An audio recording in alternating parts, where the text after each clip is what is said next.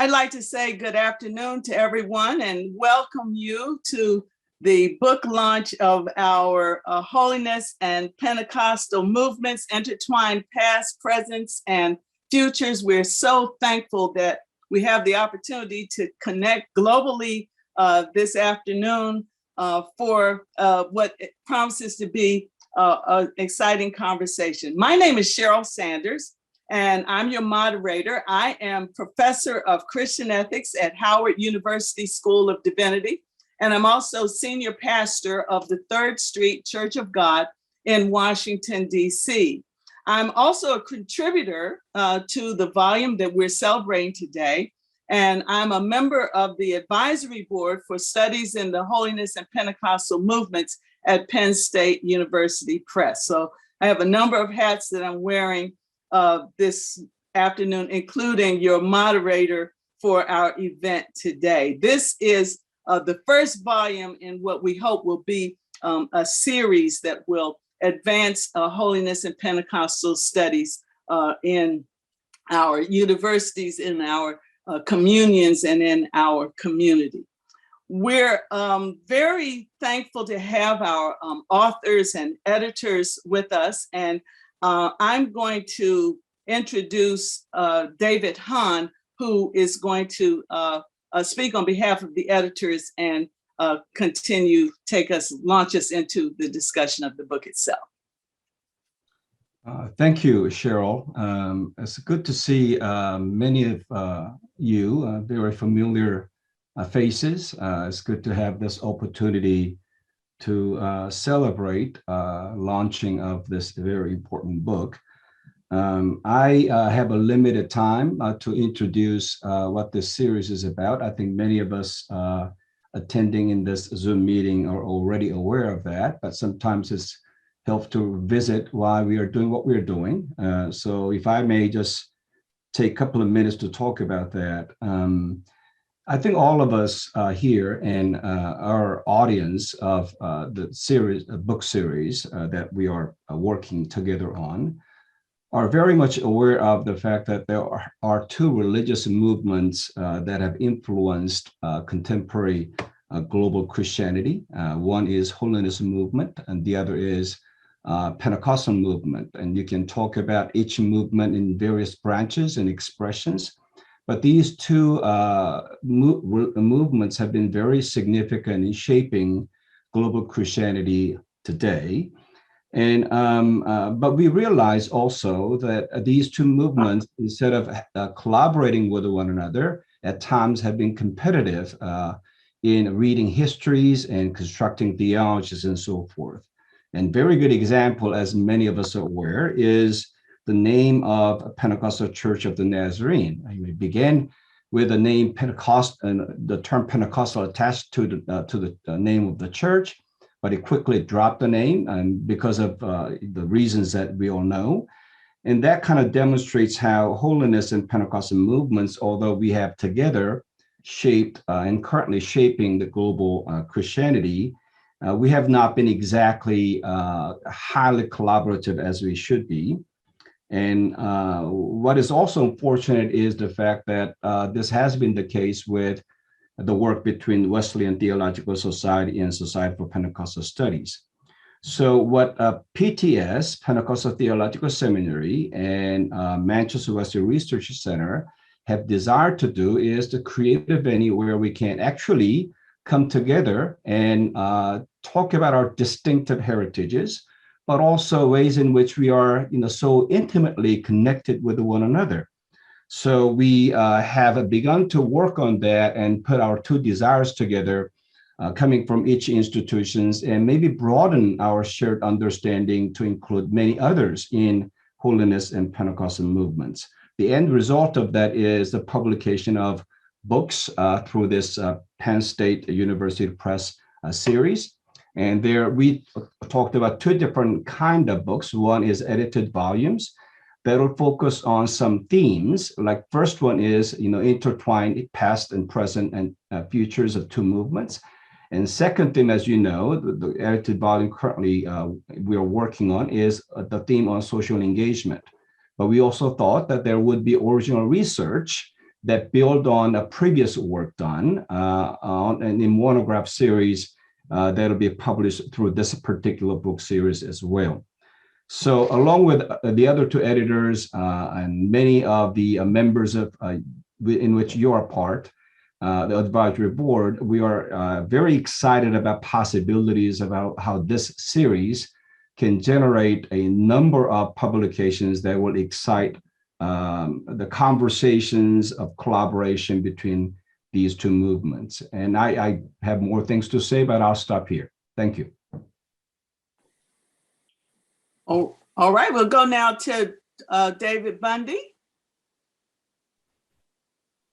Hello, folks. It's good to see a lot of you and to know that others of you are here.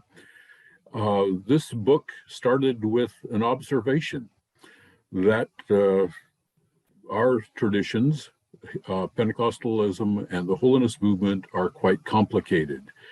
The first person who ever mentioned this to me was Walter Hollenweger, who said, "I don't know what to make of it, but wherever I look, there are these pesky holiness people at the beginnings of the Pentecostal movement." Just earlier, Vincent Sina's dissertation and book had come out, and both people from both movements were disconcerted to find the name of the other movement in the title. But eventually it became obligatory to have a sentence or two about how the Holiness movement and the Pentecostal movement were connected in the beginnings of the Pentecostal movement. But a paragraph or 6 about this doesn't solve a lot of problems. What we needed was a way to have detailed, careful analysis of these relationships. How can that happen? It's beyond one person, but through conferences, collaborative work, and books. In particular, this book, we've been able to begin looking at an initial look at various aspects of the problem. It needed a home, and we're thankful that Penn State University Press was willing to include us in their lineup of projects.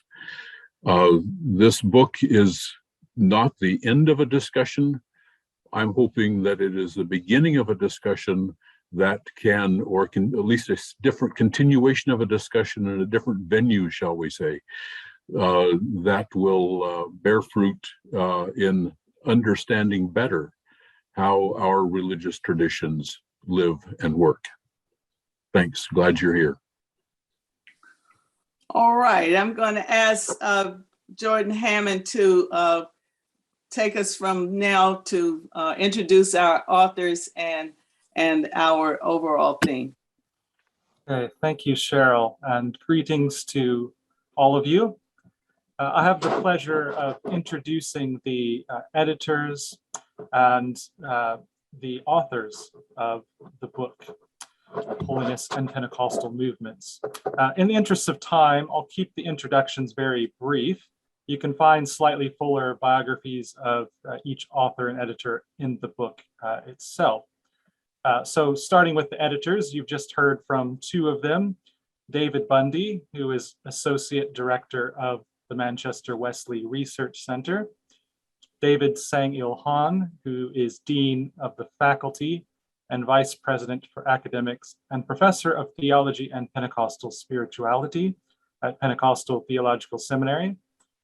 And I am Senior Lecturer in Church History and Wesley Studies at Nazarene Theological College, as well as Director of the Manchester Wesley Research Center. The 3 of us co-authored the introduction to the book, titled Intertwined History, Theology, and Scholarship. And it explores the intertwined sources and trajectories of the Holiness and Pentecostal movements, the efforts of the Holiness movements to reform the churches in North America, the emergence out of the Holiness movement of radical holiness networks, the relationship between the Holiness, radical holiness, and Pentecostal movements, and the efforts of scholars to bring together scholarship on the Holiness and Pentecostal movements since the 1970s, to which our book is a contribution. I'll now very briefly take you on a tour through the book, telling you the author and title of each chapter, and then inviting the authors who are here to give you a very concise overview of the content of their chapter. David Bundy is the author of the first chapter in the book, titled The Preachers and Their Students, God's Bible School as a Seedbed of Radical Holiness and Pentecostal Leaders, 1892 to 1910. So David, tell us about your chapter. Are there reasons why Pentecostal and holiness Christians sound alike, act alike, and express common social values even when they violate these, so as much as they fulfill them? I argue in this chapter, yes, giving but one example. That is the example of God's Bible School in Cincinnati and the theological and social analysis censuses that was pulled together by Martin Wells Knapp. Thanks, David. Chapter 2 is authored by Robert Danielson, who is the scholarly communications librarian at Asbury Theological Seminary in Wilmore, Kentucky. The title of his chapter is Pandita Ramabai, the Holiness Movement and the Mukti Revival of 1905. Yes, my chapter focuses on the holiness networks, basically that surrounded Pandita Ramabai before the Mukti Revival of 1905. And this revival did not emerge, as a lot of histories tend to indicate, as a sudden outburst of Pentecost, but was definitely influenced a lot by these very close ties with radical holiness missions, particularly in the area around Bombay. Thanks, Robbie. Chapter 3 is by Kimberly Irvin Alexander, who is Director of Online Education at Ramp School of Ministry and an Honorary Fellow at the Manchester Wesley Research Center.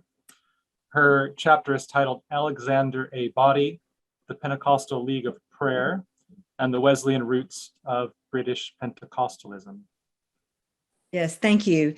My chapter is tracing the Pentecostal roots of or the Wesleyan roots of British Pentecostalism, which is a claim that has been debated by some.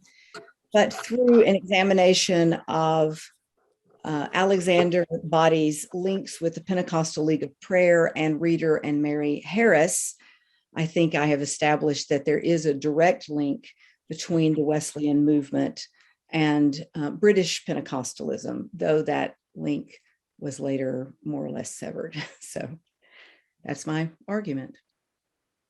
Thanks, Kim.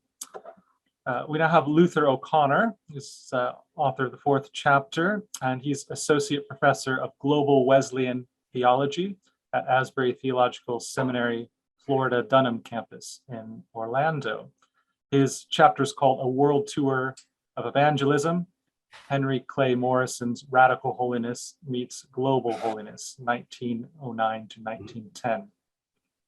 Hi, everyone. My chapter really discusses the 11 months World Tour of Evangelism by Henry Clay Morrison, who's the founder of Asbury Theological Seminary, and he was the president of Asbury College at that time in Wilmore, Kentucky.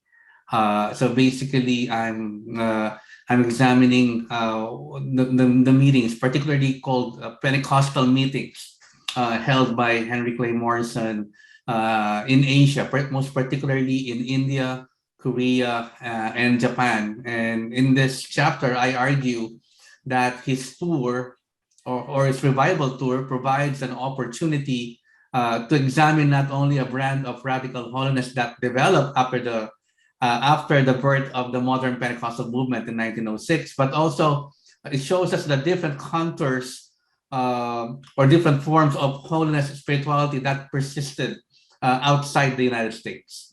So basically, that's what my chapter is about. Thank you. Thanks, Luther. We've divided up the book into three thematic sections. So those first 4 chapters were from the In the Beginning section.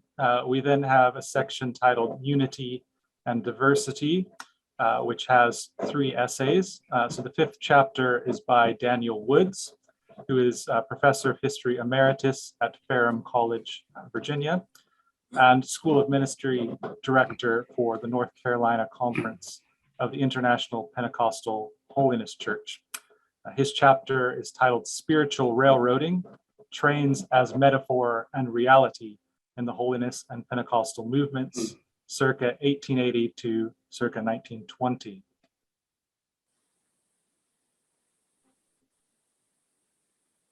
Mute, you're on mute. There I am. I've long been fascinated with exploring connections between technological and religious innovation, especially the creation of new paths for the flow of spiritual ideas, witness, and anointings. New technologies can also provide the faithful with fresh ways of thinking about the interplay between the material and spiritual worlds, new words, new images for testifying to religious rapture. My chapter is part of kind of the first fruits of a larger study, suggests that the golden age of railroads significantly shaped the rapid growth and the texture of both the Holiness and Pentecostal movements in the United States. Thanks, Daniel. We now come to one of Cheryl Sanders's hats, and as an author of one of the chapters. She's professor of Christian ethics, as she mentioned, at Howard School of Divinity and senior pastor of Third Street Church of God in Washington, D.C. And her chapter is on Black radical holy women at the intersection of Christian unity and social justice. I have a particular interest in Christian unity and social justice because Christian unity is an important doctrinal stance of the Church of God Reformation movement, Anderson, Indiana, of which I'm a part. And at Howard University, across our disciplines, we are very committed to social justice. But in my chapter, I speak about several women, Amanda Berry Smith, who was a holiness evangelist, and then 2 Pentecostal leaders in Church of God in Christ, Lillian Brooks Coffey and Lizzie Robinson. And then I also speak about the women of Azusa Street and seeing all of these as Black women who are part of the radical holiness movement or who had close affiliation with it, but were very committed to fostering social justice and Christian unity. William J. Seymour, the apostle of Azusa Street, wrote that God had baptized, sanctified, washed women with the Holy Ghost, and that they were much used of God. Those are his exact words. But the women who worked with Seymour were already in the holiness movement, and Pentecostalism, as it took flight, I'll say, from Azusa Street, was very much dependent on the sensibilities and the spirituality of these women. So I'm very pleased to have the opportunity to add a woman's perspective, African-American perspective to this important conversation. Thank you, Cheryl. The author of the 7th chapter is Insik Choi, who is professor of systematic theology at Seoul Theological University and director of the Global Institute of the Fourfold Gospel Theology. His chapter is called Pneumatology as a basis for ecumenical dialogue between the Korean Methodist, Holiness, and Pentecostal traditions. And his chapter argues that the shared pneumatological heritages, differentiated because of cultural contexts, the work of non-Korean theologians, and the internal logic of Korean expressions of the 3 traditions, provide a place in which to begin ecumenical discussions. The chapter briefly discusses the development of these 3 traditions in Korea and their relation to one another. The final section of the book we've titled Theological Engagement, and it contains 3 essays. The first by Frank D. Macchia, who is professor of Christian theology at Vanguard University of Southern California and associate director of the Center for Pentecostal and Charismatic Studies at Bangor University in Wales. His chapter is titled Baptized in the Spirit and Fire, the Relevance of Spirit Baptism for a Holiness and Pentecostal View of the Atonement. And it argues that historically, Christology in the West was secured as the redemptive event through linking the incarnation and the atonement. This connection protected Christology from adoptionism or the subordination of Christology to pneumatology. Left unanswered by this linkage, though, was the role of Jesus as baptizer in the Spirit and fire, as announced by John the Baptist. So Macchia addresses this question drawing from Holiness and Pentecostal sources, developing the idea that Jesus is sanctified in his own baptism in the Spirit and fire through his passage from life to death in order to baptize others in the Spirit. Chapter 9 is by Henry H. Knight III, who is Donald and Pearl Wright Professor of Wesleyan Studies and E. Stanley Jones Professor of Evangelism at St. Paul School of Theology in Leawood, Kansas. The title of his chapter is The Presence of the Kingdom, Optimism of Grace in the Holiness and Pentecostal Movements. Yeah, in my chapter, I argue that the Holiness and Pentecostal movements are part of an extended Wesleyan theological family marked by 3 familial traits: an inaugurated eschatology in which the life of the coming kingdom is becoming manifest in the present age, an optimism of grace that undergirds an expectant faith in the transformative power of the Holy Spirit, and an epistemology focused on knowing God experientially and being transformed by that encounter. Thus, the Holiness and Pentecostal movements form a tradition distinct from both Reformed scholasticism and Protestant liberalism. Thank you, Hal. The final 10th chapter is by Chris E.W. Green, who's professor of theology at Southeastern University in Lakeland, Florida, and teaching pastor at the Sanctuary Church in Tulsa, Oklahoma, as well as canon theologian for the Diocese of St. Anthony in the Communion of Evangelical Episcopal Churches. His chapter is called Fulfilling the Full Gospel, the Promise of the Theology of the Cleveland School. And it describes and analyzes the development of theologians, all of whom were shaped by and shapers of Pentecostal Theological Seminary, which is self-defined as Wesleyan Pentecostal. He explores and evaluates the key theological claims of the Cleveland School, especially its Christ-centeredness, synergism, liberationism, apocalypticism, and affectivity, and asks what those claims mean for the future of Pentecostal theology in particular, and the Christian tradition as well more broadly. Attention is given to the limits of the fivefold gospel paradigm, which some in the Cleveland School consider essential, and an alternative paradigm is suggested, one that privileges the apocalyptic.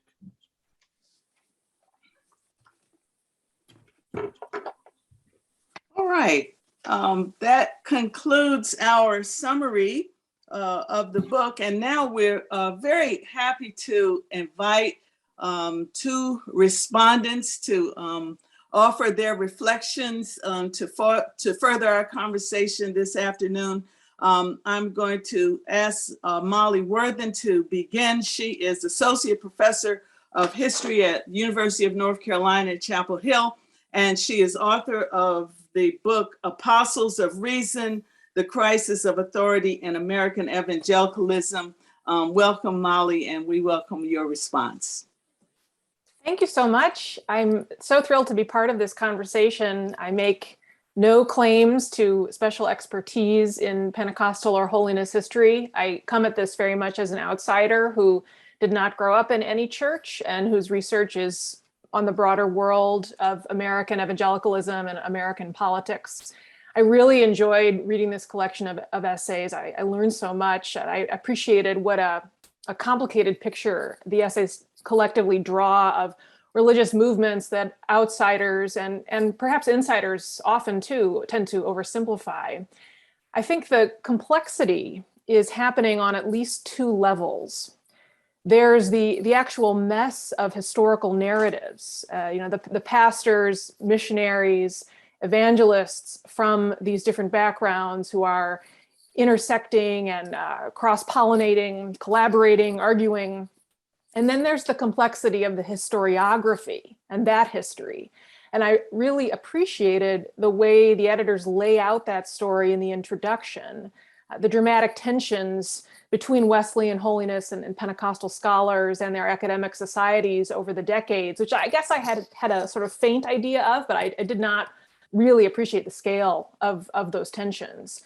From the outsider's perspective, the anxiety of scholars in these traditions to stay in their lanes, the pressure to deny or at least underplay connections between these traditions. This is one of the most interesting aspects of this whole project. And I will just come out and admit that, again, from the outside looking in, to deny those connections seems totally baffling. I was reminded a bit of these books that Southern Baptists occasionally write, claiming that their denomination is not evangelical, or people from Texas saying that they're not really part of the South. And these claims, they make no sense unless you are on the inside, in which case you absolutely get it.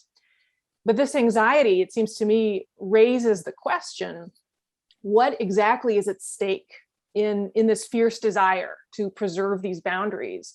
And I would love to hear more of your thoughts on this. My sense is that it seems to have to do with the conflicting, clashing sources of authority in these traditions, the desire to claim the authority of the Holy Spirit, to claim that the triumph of the full gospel that other Christians have only in some incomplete form, but also the desire, especially among Wesleyan and Holiness types, to hang on to the authority and maybe what I'll call kind of a sense of mainstream respectability of modern Western secular reason, and a certain air of decorum.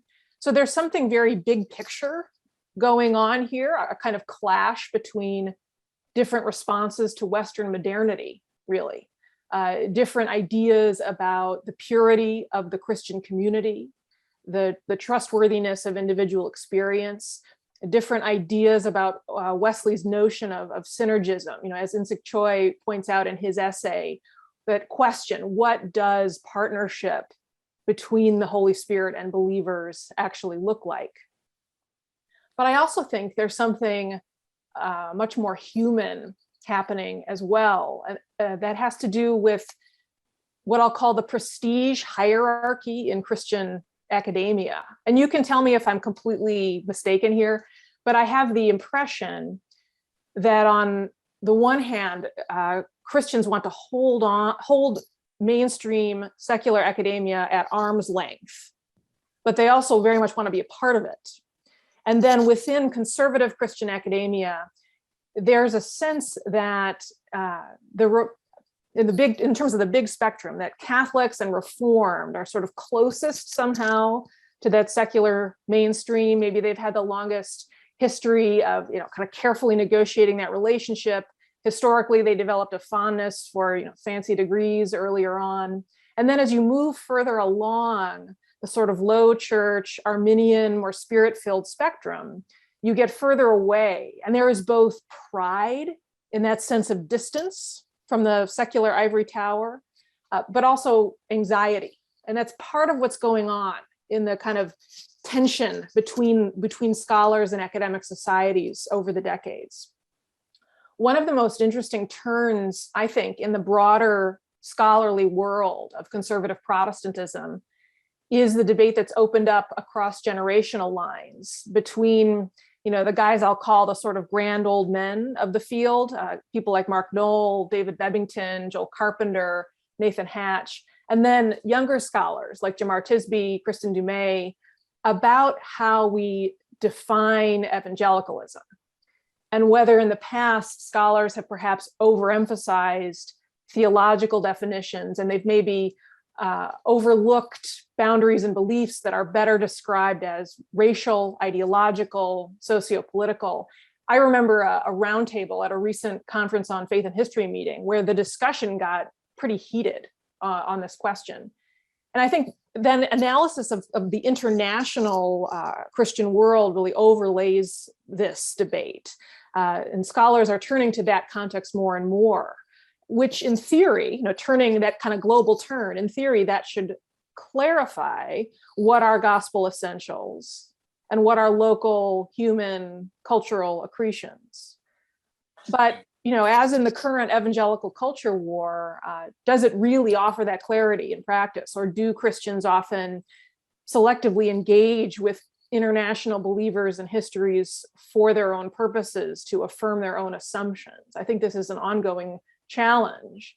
And as I read this volume, I wondered if a similar conversation is working itself out in Holiness and Pentecostal circles. Especially reading the essays by Cheryl Sanders and Chris Green, I was struck that this debate takes on a different cast because of the way in which an honest engagement with early Pentecostal history brings you face to face with this radical interracial worship and community building that was so countercultural at the time. And I don't mean to suggest that the histories of other branches of conservative Protestantism are as neatly segregated as people sometimes assume. Absolutely not. But in Pentecostal and holiness history, you have this concentrated period of a few years when things are so diverse, so messy, so rapidly global, that it strikes me as a moment of opportunity for scholars in this field to take the lead in that broader conversation about evangelicalism. I mean, you clearly have already taken the lead, as far as I can tell. And you are showing other scholars of American Christianity what it looks like to really take this messiness seriously. So those are some of the big themes that stuck out to me as an outsider who is by far the least qualified person on this Zoom call to comment on any of this. So please take it all with a grain of salt. And I'm already learning a lot from having read this book, and I'm eager to hear the conversation. Thank you.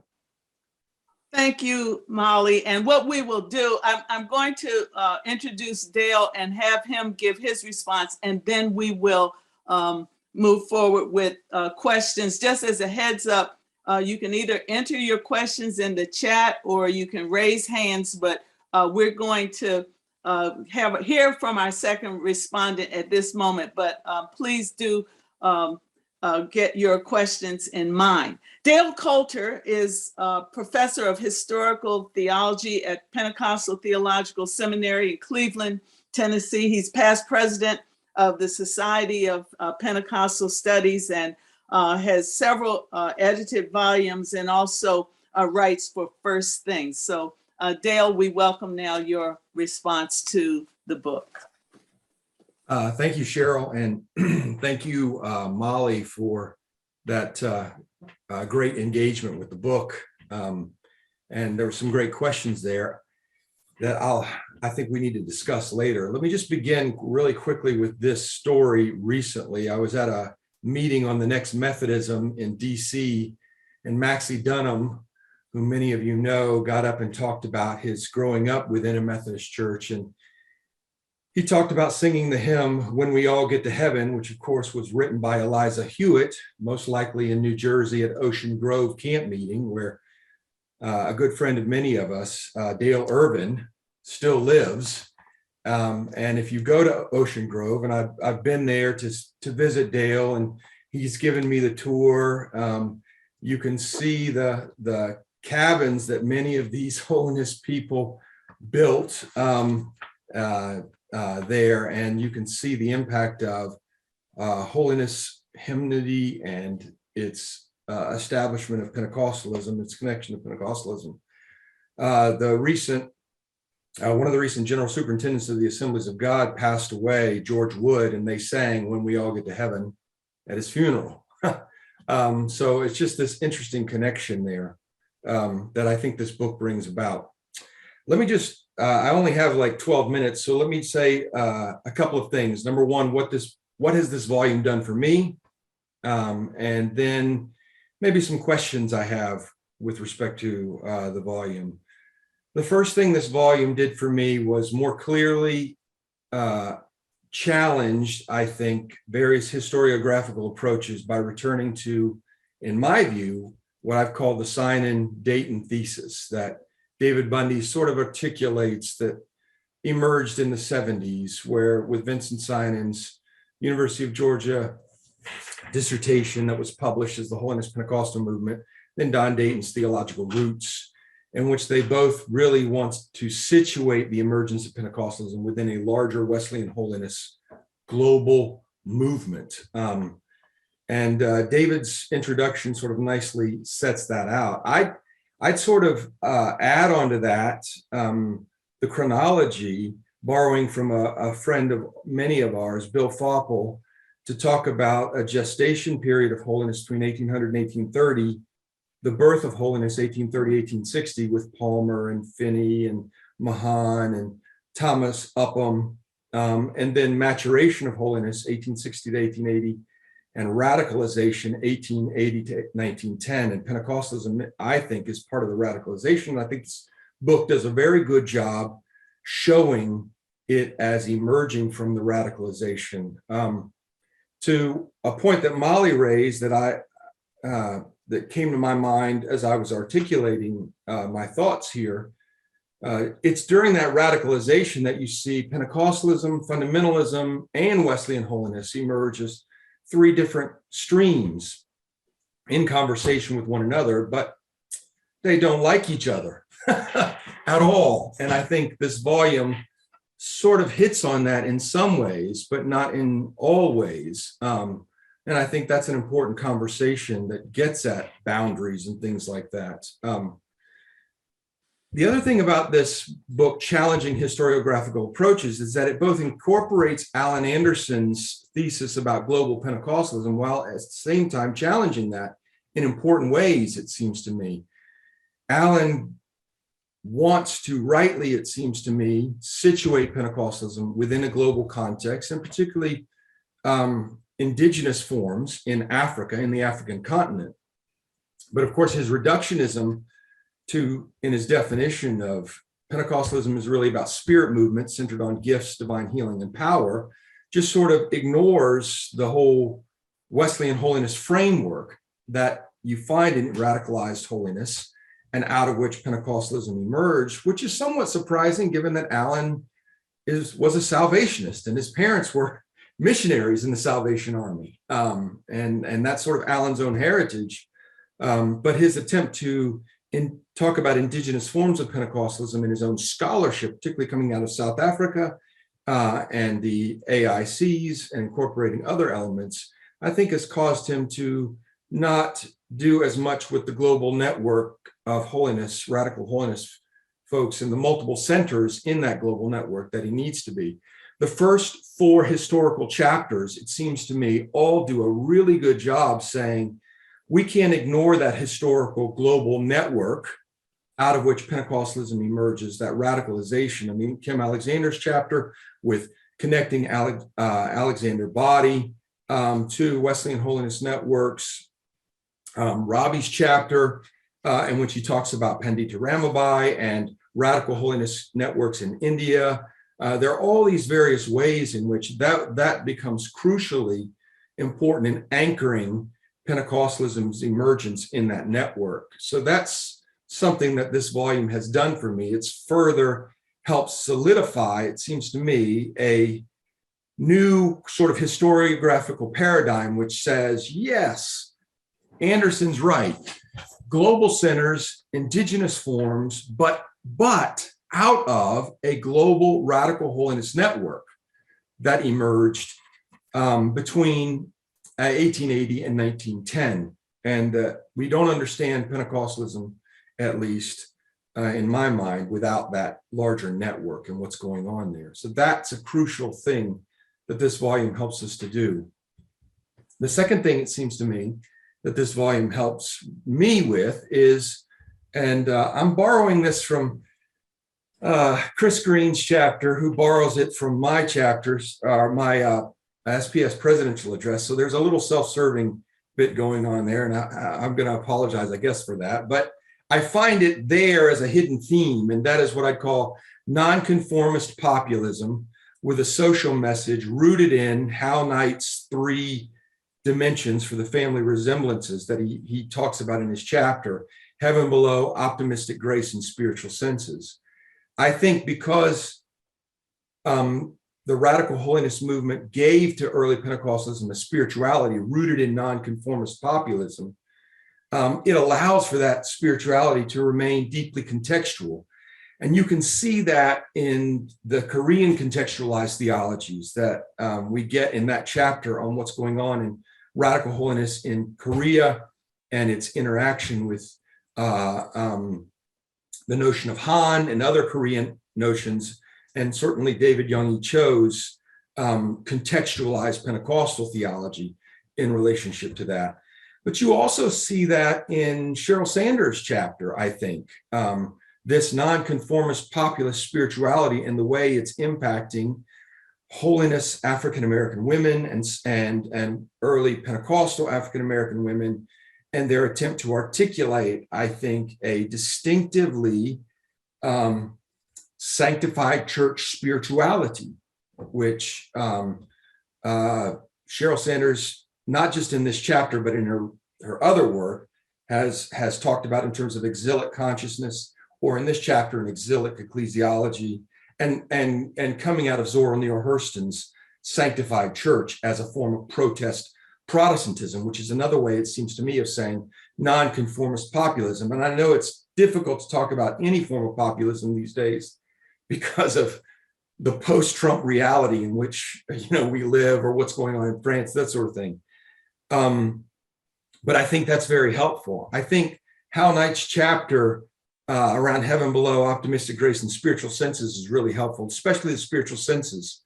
And I would just add to that one line of inquiry coming out of that is the turn to intuitionism we find in the 1800s under that rubric of spiritual senses. The whole I know that I know that I know that comes out of the Wesleyan notion of assurance and gets connected to spiritual senses that early Pentecostals inherit from radical holiness folks like George Watson, who says there's a kind of knowledge called intuitive knowledge.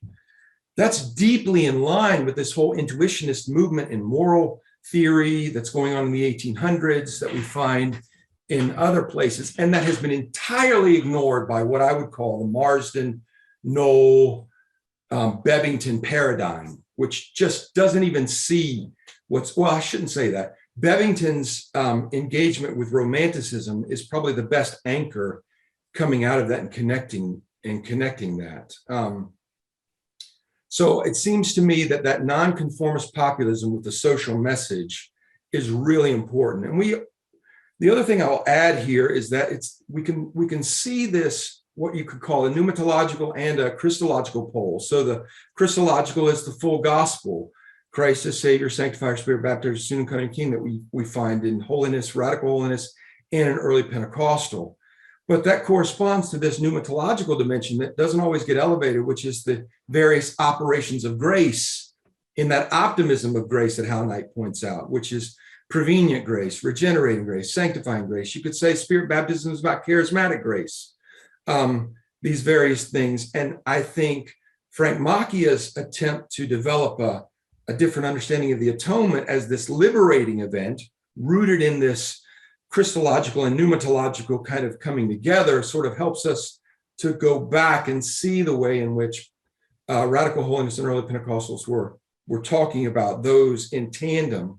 The last thing on this is, I would say, the need to recover fully the call to a nonconformist populism, which I find in Chris Green's last chapter, especially his call to the Cleveland School that we need to not only talk about the Black root, we need to be Black, he says. And I think that's very important, and I agree with that. But I think Cheryl Sanders in her chapter helps us to see that it's not just being Black, it's actually a particular way of being Black that we find in the sanctified churches over and against Du Bois's talented 10th, for example, in the way in which that's informing the NAACP, or over against the kind of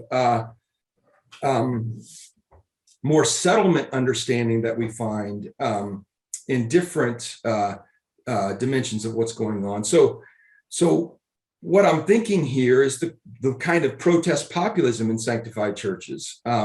And out of that protest populism, you get jazz, you get blues, you get all these things going on that preserves a kind of Black consciousness, but in a distinctive way that you don't find in Black Baptist or Methodist churches going on there, that I think is really important in this recovery. So it's not just racial integration, it's also the cultural contribution, particularly in the realm of music. So the last thing I'll say here, and I know I'm kind of at my 12 minutes, 2 questions. How much, it seems to me, is one question we can ask, should we make of this older paradigm of higher life suppressionism versus Wesleyan eradicationism that we find lifted up in certain chapters in this book? And I would want to press that question because, you know, Robbie's chapter, Kim's chapter, O'Connor's chapter, they all sort of get at this in different ways, but it seems to me that there needs to be a larger theological analysis about what is exactly meant by the language of suppressionism and eradicationism. I find the best way to understand eradicationism is as a metaphor. It's not literally eradication, even though they sometimes talk that way on the one hand. On the other hand, in light of the Wesleyan notion of sin, they all say, you know, you can still be depressed, you can still have emotional moods, you can still experience sexual temptation because sex is a bodily movement, you can still experience temptation with eating food. There are all these ways in which fallenness still permeates your existence, even in the context of eradicationism, because of this distinction between voluntary and involuntary transgressions within Wesleyanism. So I think a more penetrating theological analysis would help us there. The last question would be, how much are holiness and Pentecostalism, to use Hal Knight's, in the Enlightenment but not of it? I think that's an important cultural question that takes us to Dan Wood's chapter on railroading, because Dan's whole point there is that Pentecostals are deeply, and holiness folks are deeply connected to modernization, the rise of the railroad. And I'm thinking of Robin's thesis on A.J. Tomlinson as plain folk modernist, the embrace of technology, the embrace of these sorts of things, while they're shunning embourgeoisement at the time, or the exilic consciousness that Sanders talks about, out of which jazz, blues, and everything else comes. So I think that we need to push this whole cultural question and talk about how intuitionism is a form of enlightenment, the embrace of technology. We could even go so far as to say, well, Dan helps us to see how Hawthorne's Celestial Railroad gives rise to holiness texts. But we can even push back and ask this question, well, what about Thomas Upham at Bowdoin College, who taught Hawthorne, who was talking about holiness and who's transmitting holiness ideas? How does that then link up with what's going on? Is there some deeper cultural ethos within this movement that we've got to articulate in a fuller, more robust way? So those would be the 2 questions that I'd want to ask, and that's where I'll stop. Thanks. All right, thank you, Dale. I'm mindful of our time. We have only about 10 minutes left, and as I said earlier, you can either use the raise hand feature on your screen or put your questions in the chat. And while we're gathering our questions, I want to first invite any of our editors, if you want to make a preliminary comment or response to these very excellent and insightful statements that we've received from our respondents.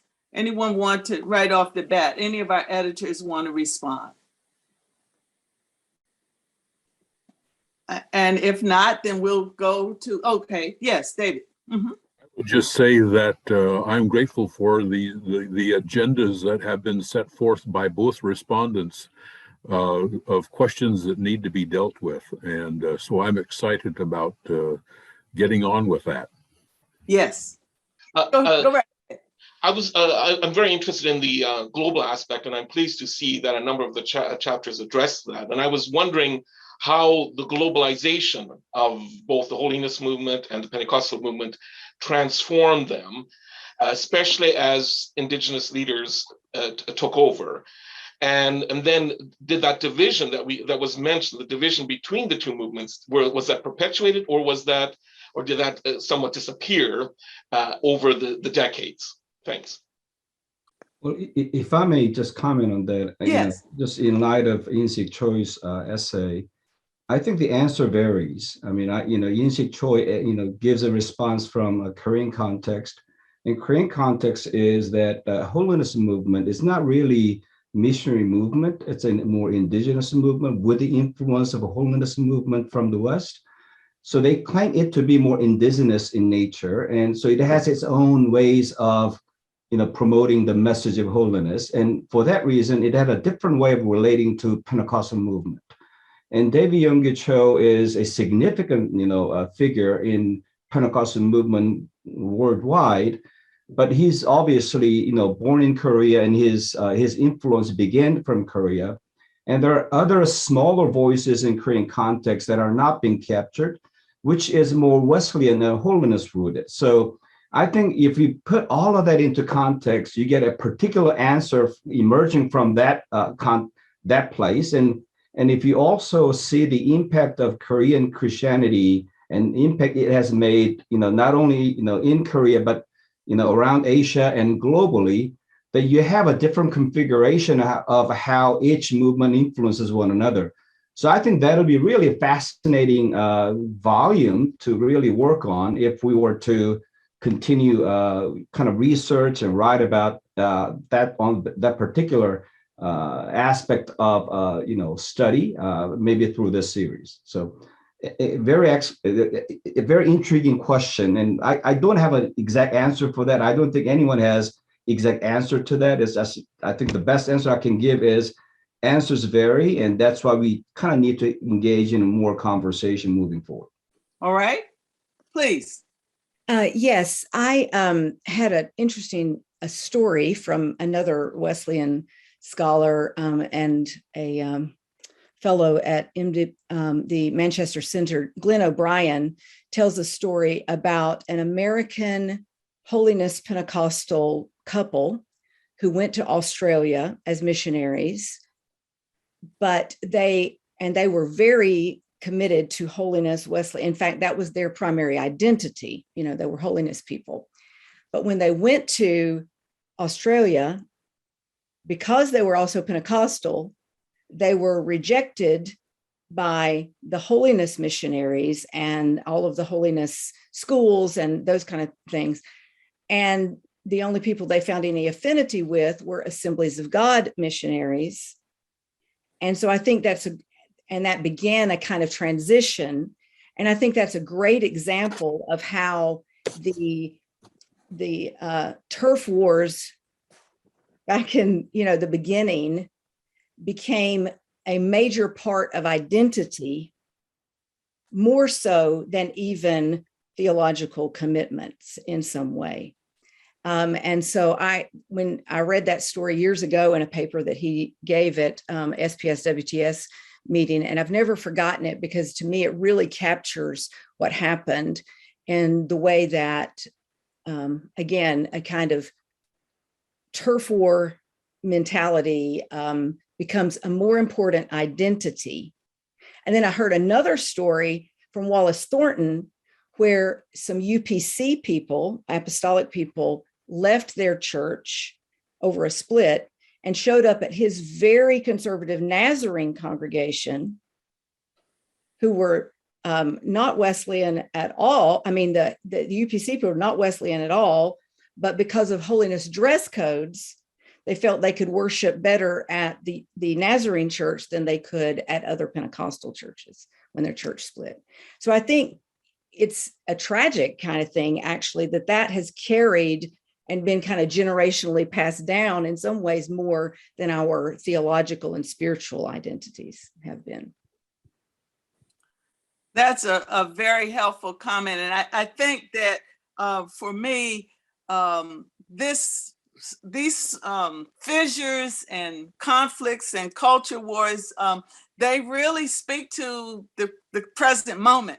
And so I'm looking forward to how historians and sociologists and even political scientists will look at how we have in this text addressed some of these conflicts and to recognize how they are still very much with us. And I think we have a legacy that we can draw on as we continue in, I think, our general commitment to fostering Christian unity.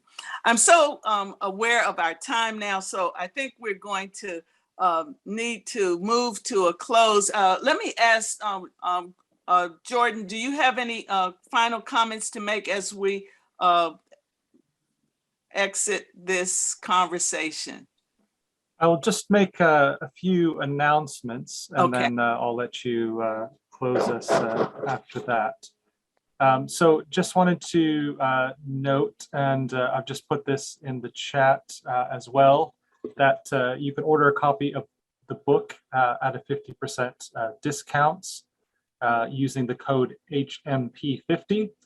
You have to do that on the Penn State University website, and I've given the direct link in the chat if you want to go to that. I would also note, because at this point the book's available in a fairly pricey hardback, it is also available on Kindle, and at least in the US, it was recently £20 on Kindle, so that's, or $20. So that's one way to access it. We are expecting a more affordable paperback to be available in the next 18 months to 2 years from now. So do look out for that in the future. I also wanted to note briefly that the book series is continuing to develop. We have another book that is in the pipeline that will be published early next year. And that's an edited volume as well. Several of the editors were with us today, Lloyd Barba, Andrea Shan Johnson, and Daniel Ramirez. And the title of that volume is Recovering Apostolic Histories and Theologies, Race, Gender, and Culture in Oneness Pentecostalism. In addition to that, we have 5 or so books that are in earlier stages. And so we are certainly looking for proposals for the series. So I'd encourage you to think about that. Any students of yours or others that you know who might want to contribute a monograph or edited volume to the series, then do encourage them or get in contact with any of the editors. And you can find more information about the series on the Penn State or Manchester Wesley Research Center websites. Lastly, David Hahn briefly mentioned at the beginning that we're working on a second book project focusing on social engagement in the Holiness and Pentecostal movements. And at the American Academy of Religion conference in Denver, Colorado in November, we'll have a session with presentations on this topic. So please join us if you're at AAR, and the aim is for a book on that topic to be published in 2024. All right. Well, on behalf of our editors and authors of Holiness and Pentecostal movements, I'm so grateful for everyone who has participated in this conversation. Molly Worthen and Dale Coulter, thank you for your very insightful responses. And this has been a great conversation, and I look forward to the future volumes. Don't miss the opportunity to get your 50% discount as we are so grateful for this book. Let's be dismissed just with a benediction. May the peace of the Lord be with us all. And God made this volume accomplish conversation and inroads into scholarship that is going to advance the things that we care about for our planet. Amen. Thank you all.